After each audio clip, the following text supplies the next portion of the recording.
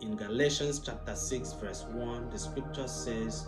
"Brethren, if a man be overtaken in a fault, ye which are spiritual, restore such an one in the spirit of meekness, considering thyself,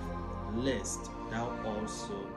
be tempted." Now this passage means that if you are trying to correct someone for doing what is wrong, you must ensure that you are doing that from a place of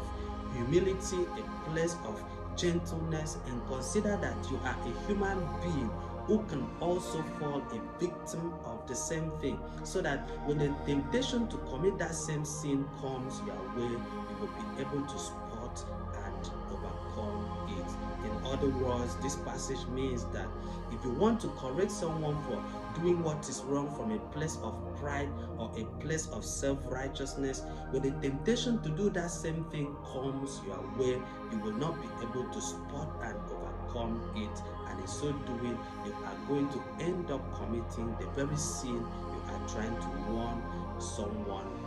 against. Now, when you go to Romans chapter 2 verse 3, the scripture helps us to understand that if we are committing the same sin we are trying to warn people against, we are going to end up being a judge, and in so doing, both we and those people committing that sin are not going to escape the judgment of God. When we go down to verse 21 of the same Romans